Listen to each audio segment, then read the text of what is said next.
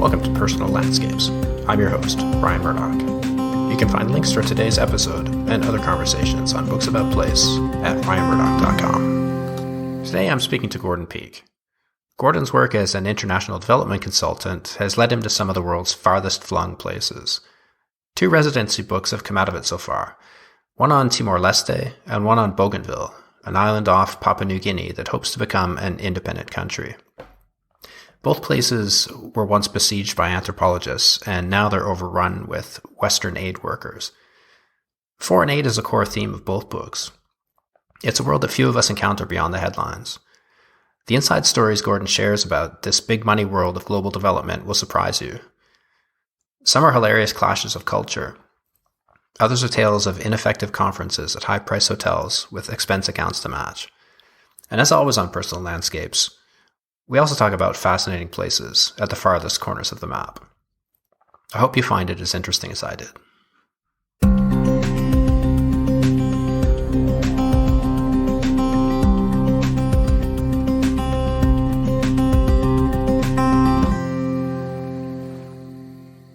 Gordon Peake, welcome to Personal Landscapes. Thanks, Ryan. It's really nice to be here. I really enjoy the podcast, and I was really glad that you had one of my favorite authors on about a year ago or so, Nigel Barley. Oh, right. Yeah.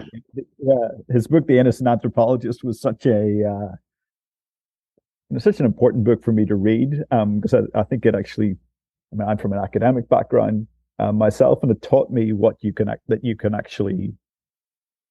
the bandwidth for what you can actually do in academic writing is much wider than sometimes you might think. So nice to be really nice to be on the show. Yeah, that's a good point, because that's very much what your work has done, or your books, at least. I really enjoyed the new one, by the way. That's coming out any day now, isn't it? It's coming out in early December. Your work as a consultant on international development has taken you to some pretty interesting parts of the world, including Bougainville, which is the subject of Unsung Land, Aspiring Nation. I suspect that's a place that few people have heard of, and even fewer could locate it on a map. So could you locate it for us and then give us a sense of why you went there? So Bougainville I guess there's probably 2 parts to this question. First, I'm going to say where it is, and then the question is, where's that? Because I'm in Washington, D.C. at the minute, and when I tell people that I spent a lot of time in Papua New Guinea, people often ask me, is that in West Africa or is that in East Africa? Wow. And of course, Papua New Guinea is not either that. It's half of the island of New Guinea, that's located just above Australia, and on the farthest flung edge of Papua New Guinea is a group of islands that are collectively known as Bougainville. Bougainville is the largest of the islands in that chain. There's another sort of decent-sized island called Buka, and there's a bunch of atolls that are connected to it as well. So collectively it forms a place that is known as the autonomous region of Bougainville. So is that just above the Solomon Islands, more or less? I'm left-handed, so I always get confused with rights and left. I'm not very good for a geography podcast. It is to the west of Solomon Islands. Okay. Yeah. And Bougainville itself is considered to be part of the sort of Solomon's chain of islands. Sort of in the vicinity of the Trobriand Islands as well, wouldn't it be? It's sort of in the vicinity of the Trobriand Islands, and like the Trobriand Islands, it was another kind of anthropologist playground for a long time. Anthropologists used to go there in order to. There's a woman I write about in the book who's called Beatrice Blackwood, who's an Oxford anthropologist, and she went there because there was no white people to be found, and she wanted to find the splendid isolation. She thought that she would find there. Of course, she found some of that, but she discovered a lot about herself at the same time. That's something I want to ask you about, actually. That's one of my the parts of the book I found most interesting. But before we go there, tell us why you went there. Of all places, how did you end up here? Much of the kind of preamble to a lot of books about people who end up in New Guinea or Papua New Guinea or in Bougainville, as I do, are filled with tales of woe or tales of flight. It's one of those places that has historically attracted people who are trying to flee from somewhere else. And I guess in some ways I was trying to do that myself. I have a really happy marriage. My wife is a diplomat, Her name is Suzanne.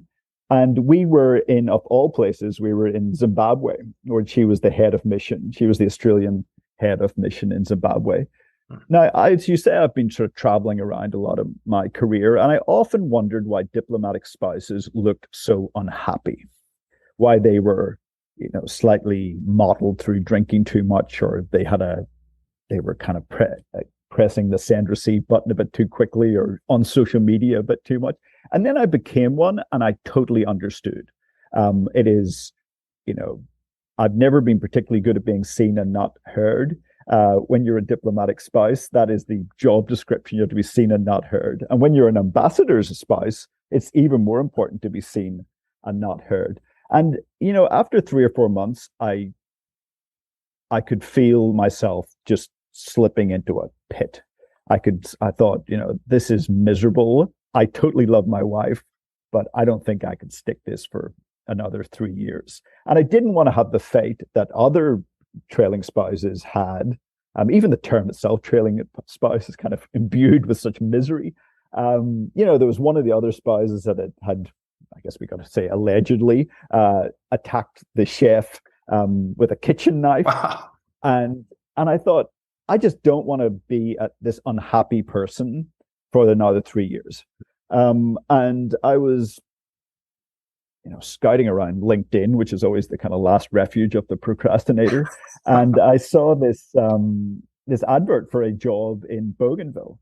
I'd been there before a couple of times, and I largely took it, Ryan, to be frank with you, because it was as far away from Zimbabwe as possible. It was as far away from this closeted kind of golden cage that we were living in.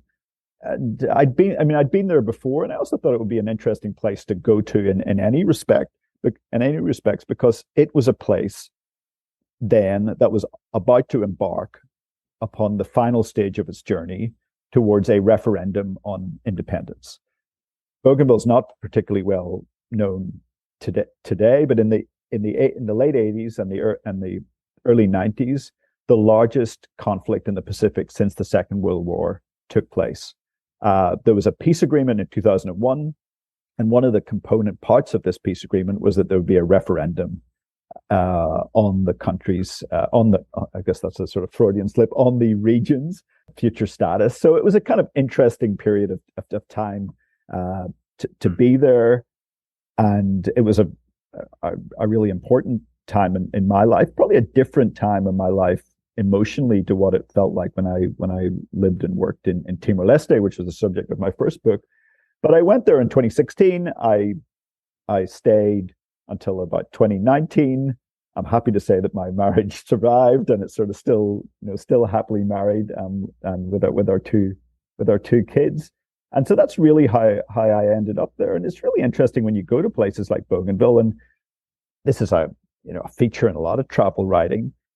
You meet people that you think, how on earth did you end up living and working in places like Bougainville, sort of off the map, sort of beachcomber type places. So I worked as part of a small government program that was helping the Bougainville government to kind of inch forward towards the referendum. So I was, if we think of if you think of the visual metaphor of the duck, I was one of the legs of the duck that was kind of under the water, that was helping sort of move it along, sometimes going left, sometimes going right, sometimes going backwards.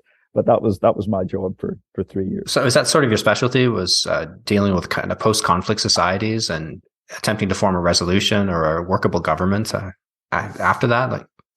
Yeah, I kind of often, I'm in a place, Washington, D.C., where everyone says, you have to say that you're an expert on something. And part of me is very reluctant to say I'm an expert on anything, but it's certainly my academic background. I wrote a doctorate on the construction of police services as part of after peace agreements. I've lived and worked in Timor-Leste for a long time. I've got, a passport that has got a lot of stamps in places that are sort of famous in the headlines for when things go wrong. So I spent a bunch of time in Kosovo and in West Africa. And I'm sure, being from Northern Ireland myself, and having that sort of character of having grown up during the 80s and the 90s and during the Troubles, I think probably impacted my career decisions. But I probably have someone a little bit like you, Ryan. I've kind of moved and bopped around and done different things in my life. Yeah, it's funny. We almost crossed paths in Kosovo this summer, just narrowly. That's right. Yeah, we're there around the same time. Well, I guess being from Northern Ireland, you'd have a very interesting perspective on such societies as well, because you've lived through it. I think that's right. I mean, I've got a clearly. I mean, I'm not particularly proud of this, but like everyone from Northern Ireland has got a very well developed sense of identity, who we are and who we are not. And we are often always thinking of, who's that person? Who's he or she from? Who's he or she connected to? What are their backgrounds? And that's a coping mechanism, I think, that is very well honed within us. And you can see that similar type of hyper identity taking places in places like Kosovo, in Timor-Leste, and in Bougainville. And it came rather easily to me when people would say, "Oh, I'm from place X," or "I'm connected to person Y," because that to me was one of the most important sort of bits of mental shorthand that one needs in order to be able to work in these societies. And I think one of the themes in the Bougainville book and in the Timor-Leste book is that made complete sense to me. And I could never really understand why it didn't make complete sense to everyone else that was working there. Because we were trying to create these sort of paper administrations, these sort of new administrations, and we were blind, so willfully blind, and sometimes actually not willfully blind, just didn't see it. We didn't see many of the people I think I worked with, or not. Actually, I don't think that's fair.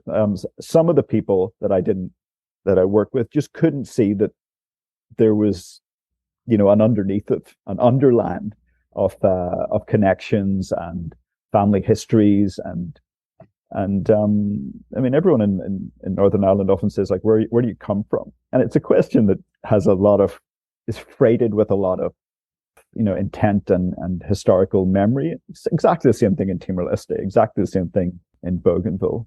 You said in the Timor-Leste book that very few people actually left Dili, the capital, to travel in the countryside. Very few of the foreign workers. So it seemed like they were living in a bubble in the city, totally disconnected from the way things actually functioned, as you're describing. Yeah, I mean, a book that I really enjoyed reading, and I probably used it as a bit of a sort of guide, was that book Imperial Life in the Emerald City, that was written by a Washington Post reporter, and he wrote about this sort of the green zone in Iraq, and the fact that there was all these sort of foreigners, many of whom had never really left the United States before, who were creating their own little land. And it's easy to kind of fall into the trap of going to places like Dili or Port Moresby or Baghdad, and you go and you seek out like-minded counterparts, and you go and seek out people that look like you, talk like you, think like you. And in doing that, it sort of serves to kind of reinforce all the biases that you might have. I mean, there's a sort of white mischief in the 1950s kind of quality to it as well, a kind of Burmese Day style club type of arrangement to it as well. And I don't really know why. I mean, I found myself kind of rebelling against that. And I think the most kind of profound reviews or comments that was written about the Timor-Leste book was when someone said Gordon just couldn't understand why all the other people he was working with weren't as interested in Timor-Leste as he was. And I think that's always, I'm a naturally curious person. I'm a people person. I like sort of going out and seeing people. And I simply couldn't understand why, I don't know if it's a majority, but certainly a large number of people that I worked with didn't want to leave the club, didn't want to leave the expat comfort zone. And I probably never will. And I think it's been a theme in a lot of my writing, is trying to really work out why that is. It's so strange to me that you're in such an interesting place and there's no curiosity to see what it's actually like outside that bubble. I guess it's because it shakes up those preconceived notions. And in some sense, it must make your job much more difficult, because you have to realize that the your imagination of the place doesn't reflect the reality at all. So probably your plans are going to go awry as well. That's right. And I mean, I reread it recently as one of my favorite books with that George Orwell's Burmese Days. The club is safe. The club has all the things that you know and are familiar with. Beyond the gates of the club is uncertainty. It's people speaking a language that you don't necessarily understand. And that puts you at a disadvantage as well. But if you stay within the club, and if your blinkers are particularly strong, you don't actually have to think about this tumult that is going on outside. And you can see a little bit of that in places like, I spent a little bit of time there in 2002, but in somewhere like Afghanistan, which is, it creates this groupthink. Because if you're in the club, you kind of think that everything's going along really, really well. When if you actually look outside the walls, you can see that things are just much more complicated and much more interesting. Speaking of clubs as well, that's something else that I found interesting. The hotel that you stayed in, I'm trying to see if I have a quote here. On the opening pages of the first book, you describe your hotel as a white cavernous building erected during Indonesian times. The hotel would not have been out of place in a Graham Greene novel, and very much of this experience sounds like something torn from his fiction. I mean, was he an influence on you for the way you saw these places and the way you wrote about them? I don't know if he was a direct influence on me, but certainly one of the most memorable encounters I've had in my life. And it was when I actually first read Graham Greene. I was in Freetown in Sierra Leone, and I remember meeting a journalist, and he said, "Look, this place is no different to what it was whenever Graham Greene wrote about it in the 1940s." And I went and I sought out the book and read about it from there. I mean, I really like Graham Greene. I really like John le Carré. I really like writers like that because they kind of look behind the corporate veil. They look behind the veil of government and the rational face that is put out, and they look and see what's going on behind it. And what's of course going on behind it is the challenges that happen in every institution of, politicking, bureaucratic knife fighting, some people getting along well with each other, romances, grudges. And I've always been fascinated by that, about institutions, about the face that they project and what goes on behind the stage, behind the face. I've probably read more le Carré than I have Greene. But I mean, a book that I read recently, because someone said to me when they'd read something I'd written, they said, "This is something like Our Man in Havana."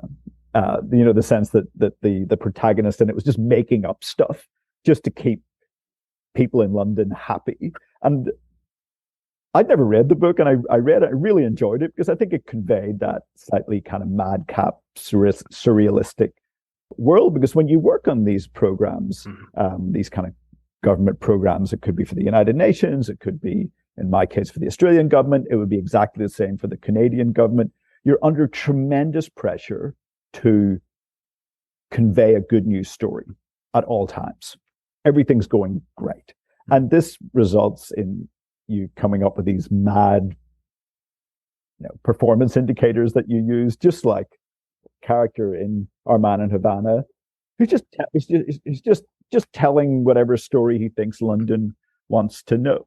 And what you discover along the way in the novel is London doesn't really want to know what's actually happening. They just want a story that will suit their own bureaucratic imperatives as well. And it's, I think it's definitely a theme that in a lot of my writing, which is the underneath of things, what goes on behind behind the front of stage actors, because it's much more interesting. It's much more human. And I think it's much more believable because actually I'm a flawed person, you're a flawed person. Institutions are naturally flawed as well. We make mistakes, we learn from mistakes. I think it's much more interesting to try to render that reality for people. And I think it really humanizes people, because when you work for the United Nations or you work for government, you're often inclined to use big words like the government of Timor-Leste or the government of Papua New Guinea or the government of Bougainville, as if it's some sort of machine that is perfectly well honed and is working in a logical manner. Of course, the reality is that government is composed full of people who've got some good, some bad, some indifferent. And I think when you try to humanize places, then you actually get to understand some of the challenges that people have have in places like Timor-Leste or in places like Bougainville, and the everyday dilemmas that they have, which don't look anything like the air-conditioned reality that is being presented in government press releases. But it also doesn't really look like the way by which, because of the strictures of academia, you've got to try to present things as well, where everything has to have a theory, everything has to have a logic, everything has to be located in connection to other people in the literature. What I really like about travel writing and about the types of books I've tried to write is that you actually present a much more dappled picture of people. You get the sense that you see people with their strengths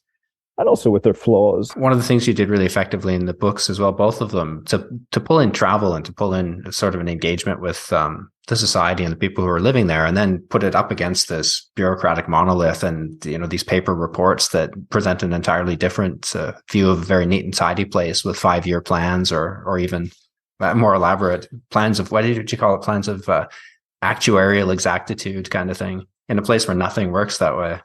Well, nothing works that way. I mean, both Bougainville and Timor-Leste and Northern Ireland, and I dare say everywhere where our listeners are working here, is composed of, works in a relational way.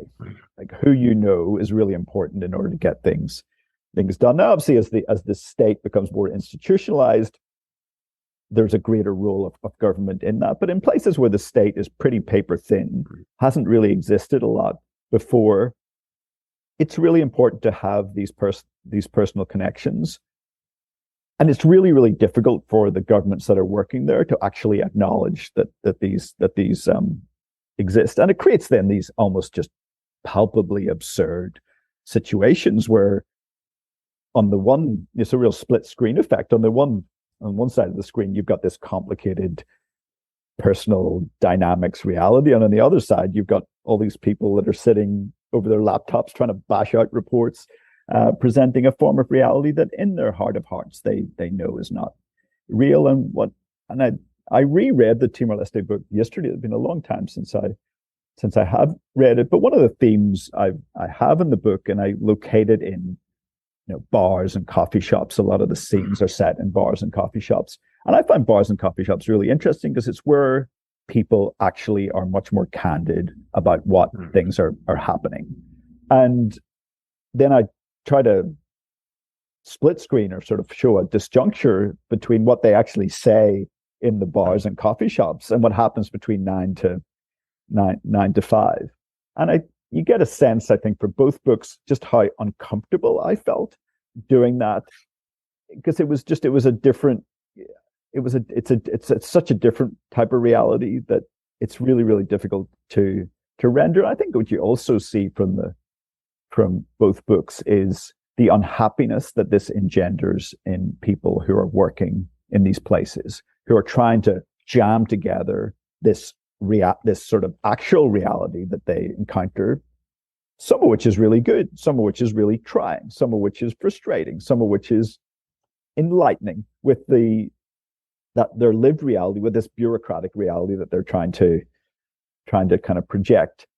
In it, there's a tremendous amount of sadness and ennui in places like Timor-Leste and in Papua New Guinea.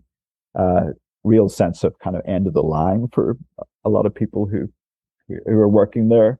And I think that touches on a lot of themes that are in Graham Greene's novels, that there's sort of unhappy people in a place far away who probably didn't plan to make it there in their lives.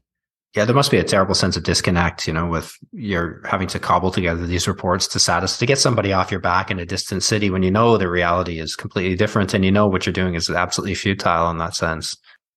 That actually gets to the one of the it's my favorite story, and I stop myself from telling it in both books or in other things I write, which is I met once in West Africa a woman who was working as the gender advisor to this United Nations police commissioner, and the United Nations this police commissioner was an unreconstructed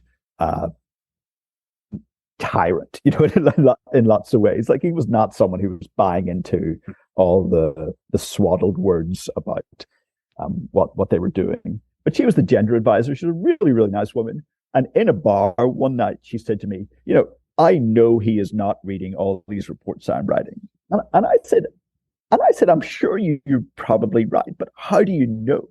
How can you be so sure? And she said, because I put, and listeners can now sort of insert the most foul word that they can think of into the second page of each of these reports. I've been doing it for the last 3 months, and he's never sort of called me up on it. And I thought that's a ballsy move on her part. But I think it gets to the point that there's just these thousands kind of people, like monkeys sort of trying to write Shakespeare, that are presenting this air-conditioned view of reality that A, they know doesn't really conform to reality, and B, no isn't even being read. So there's nothing more frustrating, I think, as anyone who tries to do writing, to know that all the work that you're doing isn't even going to be read, isn't even going to be commented upon. I think you summed that up perfectly, and you cited, I can't remember which of the two books, of all the reports available on the World Bank website, close to a third of them have never been opened, not even once. That's just astonishing. It's astonishing, and it's also made me really sad, because I think some of the reports I wrote for the World Bank are in that category as well. But then it's just madness, Ryan. Why don't we actually say, well, if no one's reading them, let's stop producing them? No one's ever actually taken a pause and said, if no one's reading these reports, why are we commissioning them? It's just the bureaucratic imperative is so strong, it defies rationality sometimes, or it defies the metrics of readership. If you were in the commercial book publishing industry and your first book had produced 0 readers, you would be unlikely to want. You might reconsider your career, yeah. That's right. Instead, it's actually the mad metrics of this world is probably a good indication, because that means you can get something else. I had a couple of things I wanted to ask you in details about the world of aid, and how these projects actually work, with some great quotes from your book. But before that, I want to ask a couple of questions about travel. I was really interested to hear about Arawa, this huge mining operation in Bougainville. Tell us a bit about that, and what it was then and what it looks like now. Arawa is a purpose-built town. So let me sort of go back a little bit more. So in the 1930s and the 1940s, anthropologists came to Bougainville because it was one of the quote unquote blankest parts of the map. It hadn't been filled in. It was not a lot of contact between Bougainvillians and outsiders. In the 1950s and the 1960s, geologists came to Bougainville, and they discovered one of the largest commercially viable seams of copper and gold in the world. These seams were to be found high up on a mountain range, the largest mountain, which was called Panguna. There was then the question about, how do you actually try to extract this copper from the ground? How do you extract these resources from the ground? And those were the days when, now mining is a fly-in, fly-out business effectively, but those were the days then where you actually created an entire ecosystem around a mine in order to sort of service the mine. So in a place where there had been very, very little contact, there was erected a Australian-style town called Arawa that looks exactly like an Australian town today. And thousands of newcomers came in, many from Australia, many from elsewhere in Papua New Guinea. And it was like throwing a giant stone into this very, very undisturbed water. And they created an almost an idealized version of an Australian town in the tropics, but they also drew from other colonial outposts elsewhere.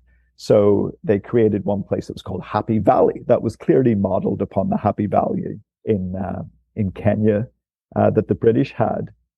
But they lock, stock, and barrel took everything that would be familiar to an Australian and just plonked it in the so the town had wide boulevards, it had churches, it had a Masonic temple, it had cinemas, it had a hospital, it had a darts league, it had a set of squash courts. And for 10, 15 years, this town remained this kind of idyll. And I interviewed in the book some of the people that lived and worked in Arawa of that time. And behind the town was the Panguna mining operation, where this 24-hour, 7 days a week, just cathedral of noise and light, where the copper and the gold would be extracted. And it was also a place that really put Bougainville on the map. So the Queen Elizabeth and Prince Philip visited in 1974.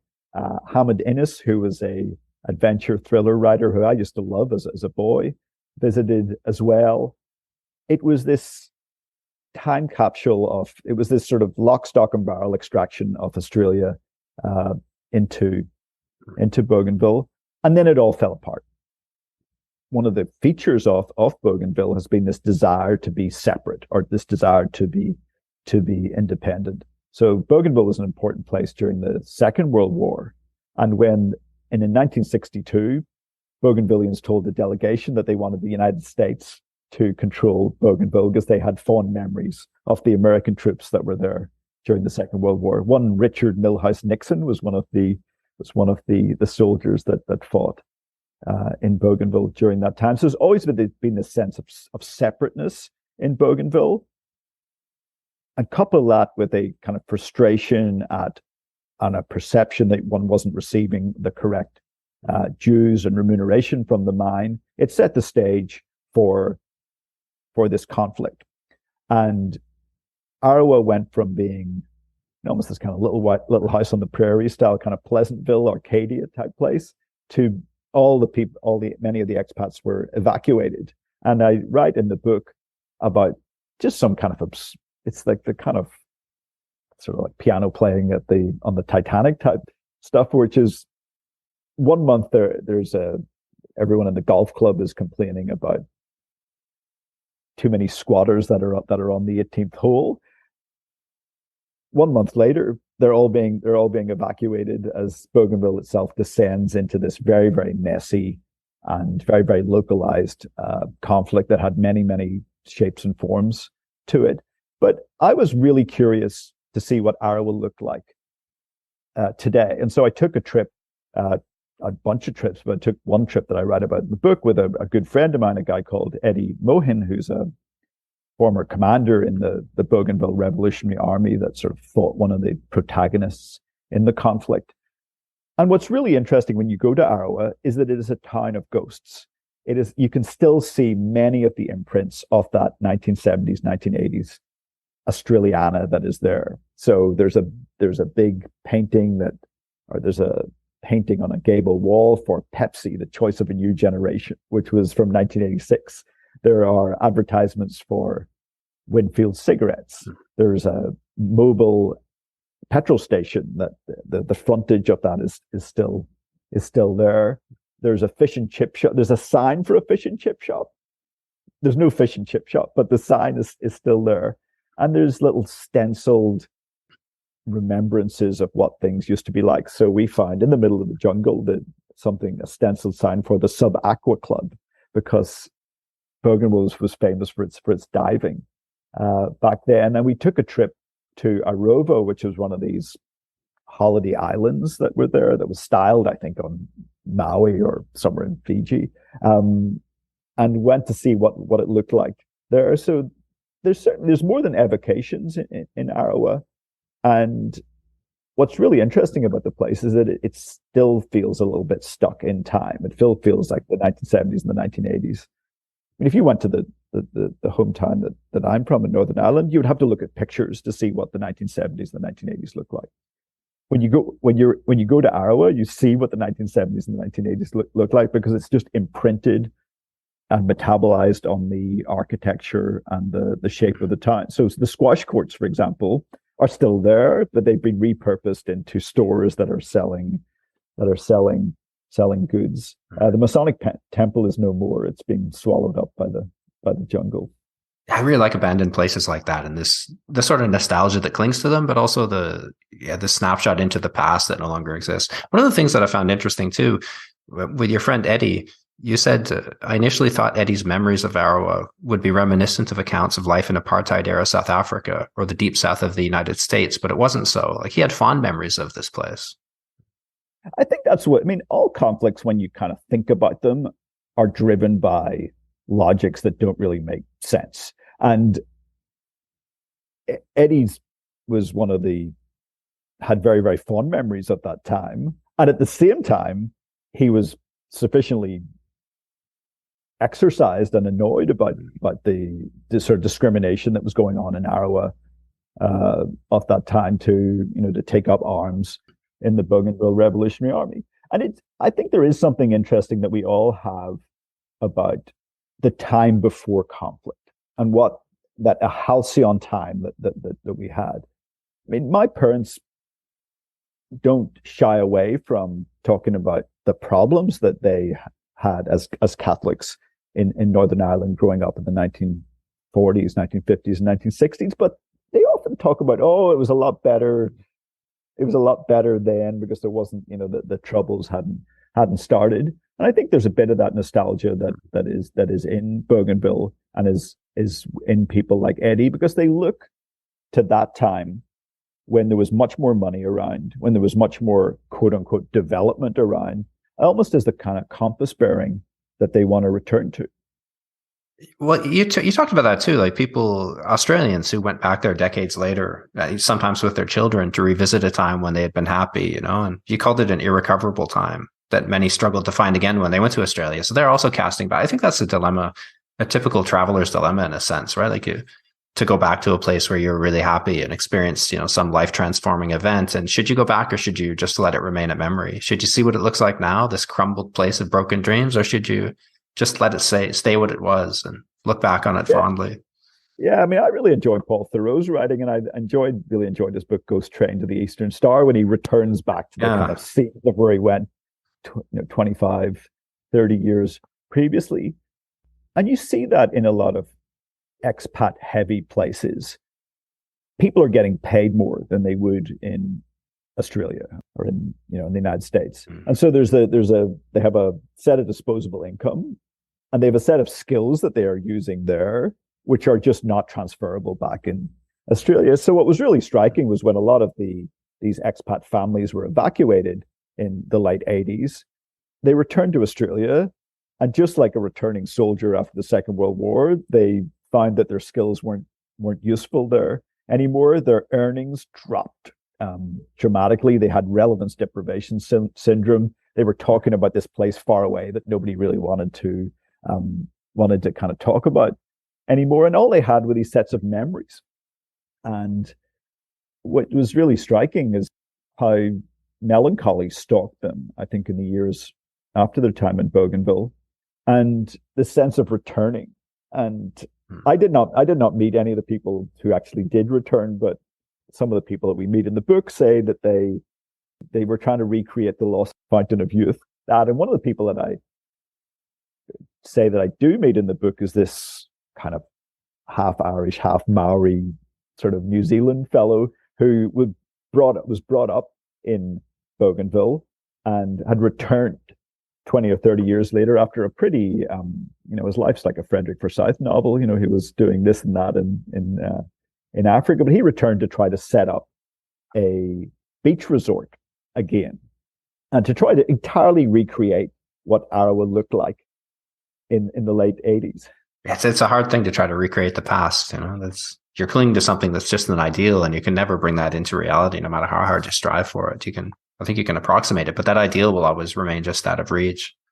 That's right, and you forget all the sort of bad things that were in the past as well. It becomes this kind of sepia toned. Yeah, it's like a trip, right? Like, Yeah. So, but it becomes this sort of Camelot in your mind that you want to try to reach to, and you can never really get as far as you want to.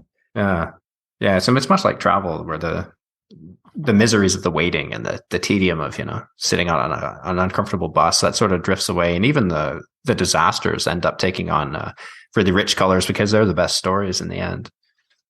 Yeah. One of the other things I wanted to ask you about too was you mentioned her earlier, Beatrice Blackwood. She's an interesting character, and her story kind of illuminates something the things that you were saying about the difference between academic and popular writing. So first of all, maybe you could situate her, like tell us who Beatrice Blackwood was and what she was doing there. So Beatrice Blackwood I studied at Oxford, and I did not know who Beatrice Blackwood was until I moved to Bougainville. And when I discovered that she was actually a very prominent Oxford-based anthropologist. And I've discovered her because someone I write about in the book, there's a little library where I borrowed a lot of books from and read a lot of the history of Bougainville through sitting in this library. And the most stolen book in this library was an out of print, old, densely written, 600 pages of very, very arid text called Both Sides of Buka Passage. And it was written by Beatrice Blackwood. She lived in Bougainville in 1929 and 1930, and she collected all sorts of artifacts and stories of Bougainville. And what was really interesting about reading the book, Ryan, was that the extent to which Beatrice Blackwood was kind of alive in Bougainville much more than she was in Oxford. But people would look at the photographs of Bougainville at that time, when Bougainvillians were wearing kind of loincloths and the like, and they would look back at it and see that it was a memory that was created by this Oxford anthropologist, and they looked at it as a kind of linkage between the present and the past. The book is really hard going. It is not an easy book to read. And she comes across in the book as a bit kind of schoolmarmish and a bit it has that sort of omniscience that a lot of academic writing has. So I found the book a trudge to kind of, to get to the end. I felt like I should award myself something by the time I got to the end of the book. But then I spent a little bit of time in Oxford in the archives at the Pitt Rivers Museum. Some of the archives is also online, so you don't actually have to go to Oxford to do it, though it's a wonderful archive to work in. But in the archives are Beatrice Blackwood's fieldwork diaries and the letters that she wrote to her supervisor. She was this tremendously gifted writer of letters, which is a lost art, I think, that we have. And in these letters, this woman comes alive. She is spontaneous. She is funny. She is past remarkable. She has a sense of eye-rolling irony that you don't get from the book itself. And I find myself developing a bit of a kind of 90-year-old across the generations crush on the woman, because she was just fascinating in how she described things. And she described her own self-doubt, which is something that is riddled through most academics. She talks about the problems that she has with other anthropologists. She has these really amusing and scathing character portraits of the expats that are in Bougainville at the time. She talks about some of the dilemmas that I was facing, where the Australian colonial power then is trying to writing these really glowing reports about how everything's going well in Bougainville and sending them to the League of Nations. Her supervisor, who's called Arthur Thompson, writes back to her at some point. And he said, these letters are terrific. These are the funniest, most entertaining things I've read in a long time. Would you like to publish them? And she says, absolutely not. Absolutely not. And I think it gets to this real dilemma that we all have as writers, but particularly people who are working as academic writers or writers or scribes for government, which is presenting reality as it is quite a leap in the dark. It's quite a career-defining activity, and it's why a lot of people don't do it, and they instead just bottle it up and drink excessively of a Monday, Tuesday, Wednesday, Thursday, Friday, Saturday night. Yeah, it sounded like she had remarkable powers of persuasion, like her ability to get people to talk in detail about their customs and their secrets and taboos. I mean, the fixation on sex and sexual practices in anthropology at that time was pretty amazing. Like, could you imagine barging into some stranger's house and asking these questions now? Well, now I think people would probably want to talk about their every detail of their fetishes and identity or whatever. But I mean, back then it's just extraordinary. I mean, one of the things I found in the archive in Oxford was this 28-page guide to fieldwork and all the questions you had to ask, and it was everything from kind of standard details about a person's height and kind of the size of their cranium to the really, really personal questions about copulation techniques, love making techniques, and I just couldn't. I could never ask those questions. And yet she clearly went in and did ask those questions. And she produced pages after pages of these islanders' kind of stories. And she brought them all back to Oxford. She was clearly a person of absolutely remarkable gifts, and someone who's almost like a kind of Indiana Jones type character in a way. You point out to the disconnect between the life she was living and what she was writing about to her friends and mentor in her letters and this academic sludge that she published. And you say she embodied the enduring bind of the academic, wanting to be read, but feeling unable to write in a manner that would make one likely to be read beyond the narrowest of constituencies. These stories that have to be cut out are basically, they explain the lifeblood of a culture, like that. This is how things actually function. This is what has meaning to people.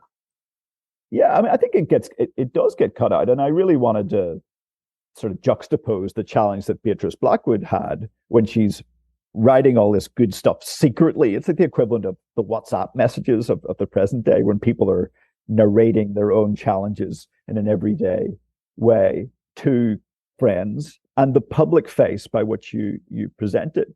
And I contrast in the book, her reality was my reality in a way, which was we were all experiencing this really fascinating, maddening life. But yet when we actually had to present our official facing sense, we were more mute. We were painting the world in really vivid tones in private, and we painted them in extremely muted sort of brown tones whenever we did it in public. And I think it's just this time-honored dilemma that we have. And it's something I find interesting in myself. I mean, I struggle with this as well. And I find when I read Beatrice's diaries, I found a sense of comfort in them, because the challenges she had in 1929 and 1930 were not particularly different to the challenges I had in 2016, 2017. It's a bit like reading a writer's letters, or writers' letters to each other, right? You see this other side of the successful face that's presented to them. Are you a reader of letters generally? I'm a little bit. I mean, I know there's a new set of book of John le Carré's letters that he's got out, and I remember reading Paul Thoreau's book of his sort of Servidia's Shadow and there. But yeah, I mean, they reveal a less polished version of reality, and the self-doubt I think that many people who work creating something, whether that be in academia or in popular writing, just suffer from on a everyday basis. None of that self-doubt comes across in Beatrice's book. She comes across as a know-it-all and someone who just was born to write this book. Actually, when you look at her letters and her diaries, she comes across as human, as flawed as we all are. And it's probably one of my frustrations with how governments work and how academia works, is that we don't feel empowered to be able to admit when we don't know things. It has to be this kind of omniscient third person narrator that takes place. It must be very difficult to do that, because at the same time, some of the job descriptions sound so vague. Like in Bougainville, you wrote that The role of advisor is to serve as a cross between motivational coach, knowledgeable professor, repository of ideas, modeler of appropriate bureaucratic behavior, and shoulder to cry on. I mean, how do you sum that up in a report? That's right. Well, the short answer is you probably, you don't. You sort of present a different version of reality about how everything's going really well. I mean, I think government is really complex. So many moving parts, so much politics that it's marinated and steeped in. And so it's actually easier just to present a very kind of see spot run, Peter and Jane, famous five, go on a trip view of reality rather than the complicated one that it is. I mean, because presenting that reality in a complicated, contingent, messy way that it is takes a lot of time. And it takes a lot of narrative skill and writerly gifts in order to be able to, to do it. When you're working for government, you get 3 or 4 days to write these reports. You don't have the time to spend all your time talking about complications, because in your heart of hearts, you know that the people that you're writing these reports for don't want to hear of the complications, just like the characters in London and Aramanica then. Well, it's a shame because those things that are left out give such an insight into what's happening. Like this is one of the things I really liked about the Timor-Leste book. The contrast you paint between the expectations of the people who were the donors or the people implementing these aid projects and the people on the ground and what they think they're getting out of it. So like you write for the thousands of international visitors with aid budgets to expend, places like Timor-Leste are like a blank canvas on which to paint their dreams. So aren't they there to fulfill the dreams of the people that came to help, or are they kind of imposing their own? They have a preconceived idea, it seemed, of what they think this society needs, and they're going to come in and build capacity or whatever. That's right, and often reality begins for them in Timor-Leste whenever they got off the plane at Dili Airport. But even the name of Dili Airport, which is called Nicolau Lobato, is an indication that the past is really important, and it's important to understand the history of any country, particularly one such as Timor-Leste, which has got this really complicated but important to know history. And sometimes I think it's just easier to sort of tune all that stuff out, to kind of put your blinkers on and work there for a period of time. And again, I mean, in the book on Timor-Leste, I went through the archives of the Portuguese colonialists, because Timor-Leste was a former Portuguese colony, and they had the same challenges in the 1880s as Beatrice Blackwood did in Bougainville in 1929, 1930, which is a challenge of presentation. How do you present things that are going well? Because they had to present their reports to Lisbon or to Macau, where the colonial power was located, as everything's going great, just like Beatrice had to do in 1929, just like I had to do in 2015, 2016, 2017. I find this when people the Northern Irish are very, very knowledgeable. I think it's a good thing about our history. And so when people get little facts wrong, it really, really annoys us. And East Timor is a bit like that as well. It's a place with a really detailed, complicated history. And just like you couldn't come into Northern Ireland and try to impose something upon us without knowing that history, exactly the same thing holds for Timor-Leste. One of the interesting things I think in Timor-Leste is that more than 100,000 Timorese suffered conflict-related deaths during the Indonesian occupation. Yet the biggest friend that Timor-Leste has is Indonesia. So it works in a completely different way to the sense that we think that it should work. And the reason why that is because many families in Timor-Leste had some members worked on one side of the ledger and other members of the family were on the other side of the ledger. But then in a small society, they've got to kind of work together in order to try to forge the nation ahead. And so it's really important to know who did what, who's connected to who. And I found that remarkable, the willingness of people to forget and to seemingly forgive these people who did them terrible harms, whether their own compatriots or the Indonesians, or this ability to just move on and leave that in the past, more or less. There's a remarkable sense of kind of forgiveness in Timor-Leste. I mean, and I think sometimes I find it just a little bit too much in a way, because there was so much forgiving and forgetting it. But I think the Timorese are masters of kind of realpolitik. If you look at where Timor-Leste is in a map, it's enclosed within Indonesia. And they made the very, very pragmatic decision that in order to kind of forge ahead, they couldn't be stuck in the past. They had to kind of forge this relationship with Indonesia. And in some ways, it makes a lot of sense for them. Many Timorese speak Indonesian. They speak more Indonesian than they do English or Portuguese. You can't change geography. You can't change the place where you are. That's very practical. They have a very realpolitik approach to dealing with these aid agencies too, by the sound of it. Like you talked about a Timorese policeman. I really like this story. You're right that I had been told by one senior officer that he couldn't engage meaningfully with the community until the government bought him a karaoke machine and a sound system. I mean, this is a guy who knows what he wants. Yeah, I mean, these guys are masters at, and you see a little bit of this in PNG as well, which is they realize that donors have money. There's a bit of a cargo cult mentality that comes with donors. And they think just pragmatically, I'm going to try to get as much as I can out of it, because everyone knows that the donors need to spend their money each year. Government is not like a business where if you return money to shareholders, you get rewarded for that. You've got to expand the budget. And that means whenever I was in Timor-Leste, there was a lot of money that was being spent on sound machines or, karaoke machines. And a large part of me kind of thought, well, good on you. That's at least you're getting some material benefit out of it as well. What's also interesting about Timor-Leste is you've got what countries come a promising with. So once a year, you would have this annual donors conference where representatives from everywhere from, Australia to Zimbabwe would arrive promising things. So, Angola arrived and promised an air link between Dili and Luanda. Yeah, you had Nigeria arrived and offered up its country as a model of clean government. The Austrians arrived and they proposed to help set up a kind of a tenor choir.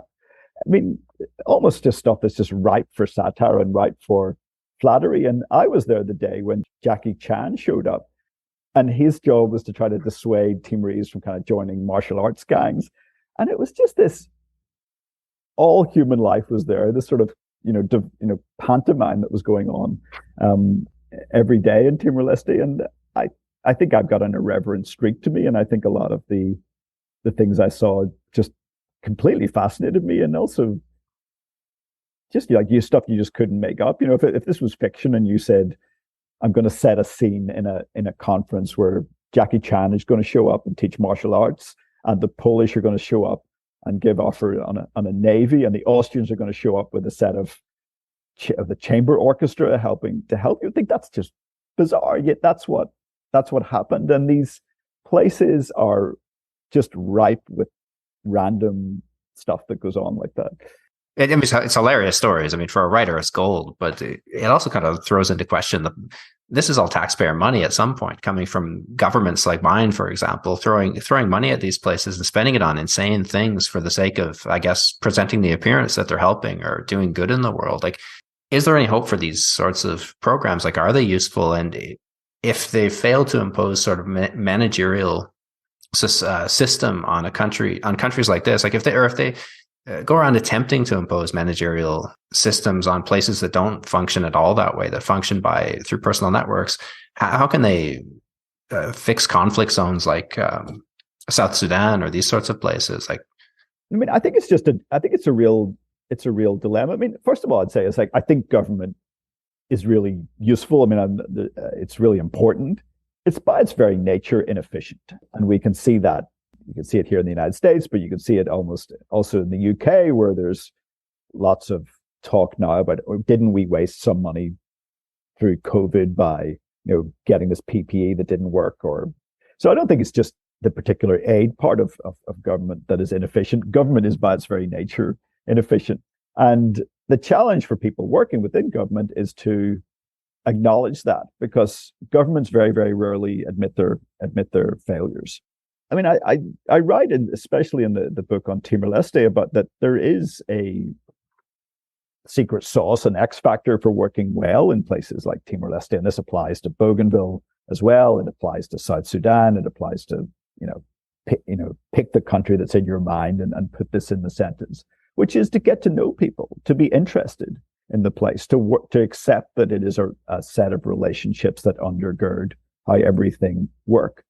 And both books, I think, are an appeal for time, for people to spend a lot of time in places in order to kind of get to know it and to understand it. I still feel like I'm constantly learning about Timor-Leste and about Bougainville, but I've had some pretty good teachers. And the teachers were the Timorese that I met and I write about in the book, and the Bougainvillians that I met and write about in the book. I tried to spend as little time as I could in both places with people who looked like me, thought like me, talked like me, because that would just end up reinforcing things that I knew already or things I thought that I knew.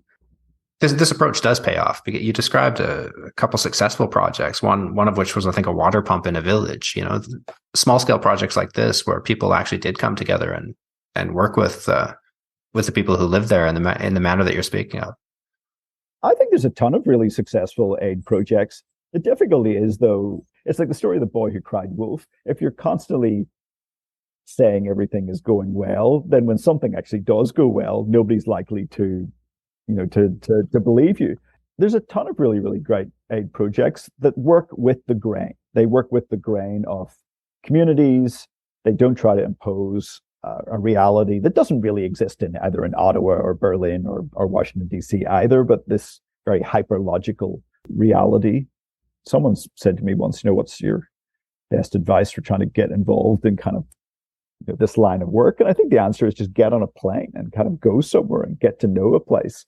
Don't be as worried about your resume, or don't try to get an entire set of passport stamps that can take you from South Sudan to Kosovo to Cambodia, because that's a hippie trail that people have been on as well. But actually spend a lot of time and to get to know people and just see how places work, because they don't work the way that we'd like to think they do, but they do work. Don't look for all the time for institutions that are tangible. Don't look all the time for government institutions that have a nameplate and a door and somebody behind it with a computer, but to understand that big family networks, big relational networks, then you need to work out how that works and work with that. Yeah, I think that's good. That's a really optimistic note to end on. So what's next for you? Travels or another book? I feel with the Bougainville book, it was almost like that kind of difficult second album syndrome. I wrote the book on Timor-Leste reasonably quickly. I'm probably having sort of my own version of kind of rose-tinted memories on this, but I wrote it in about 6 to 9 months. It came out reasonably well, like a kind of well-formed pellet. I found writing the Bougainville book a lot more challenging. I often thought second album syndrome was a bit of a myth, and I think I now believe that it's absolutely the case. I'm going to try to write a crime novel because I find a lot of these places are just ripe for storytelling.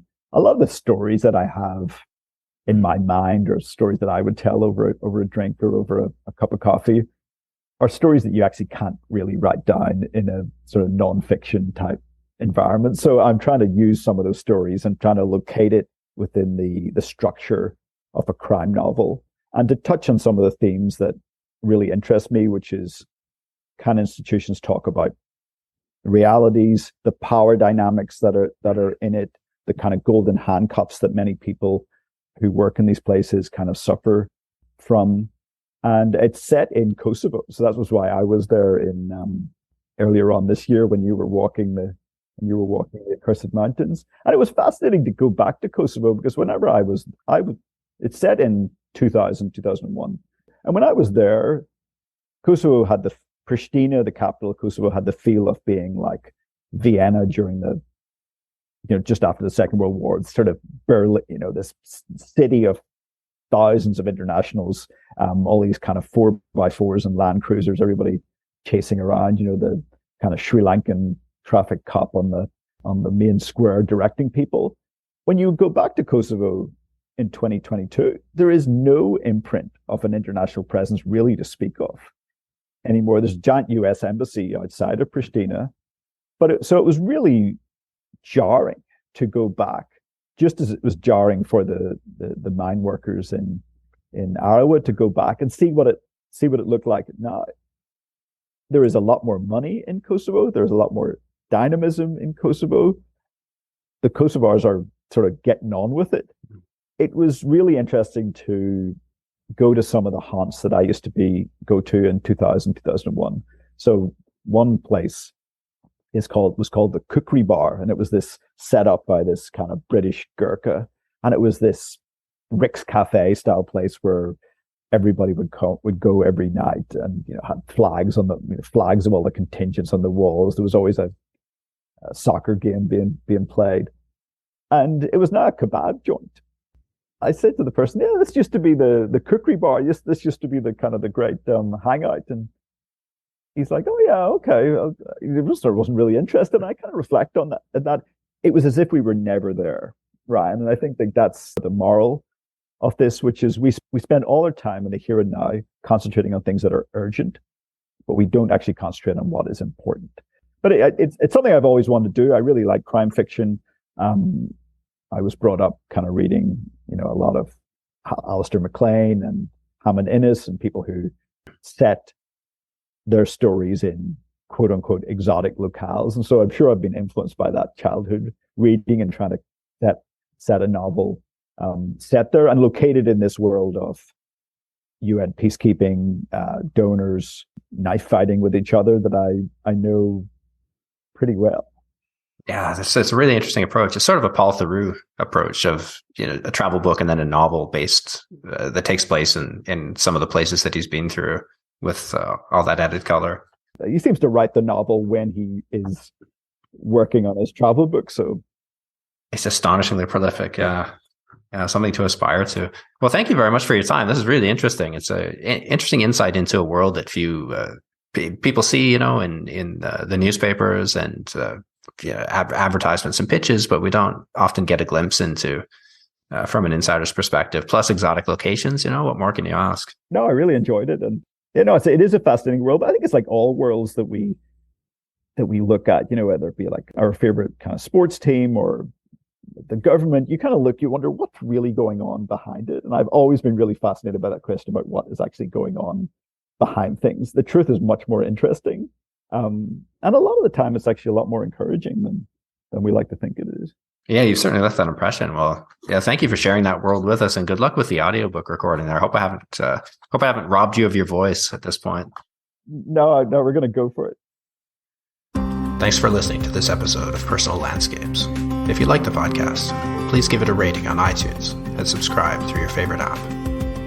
You can find links to today's podcast and more conversations on Books About Place at ryanmurdoch.com. You'll also find a donate button if you'd like to contribute to the costs of the show. All donations are greatly appreciated.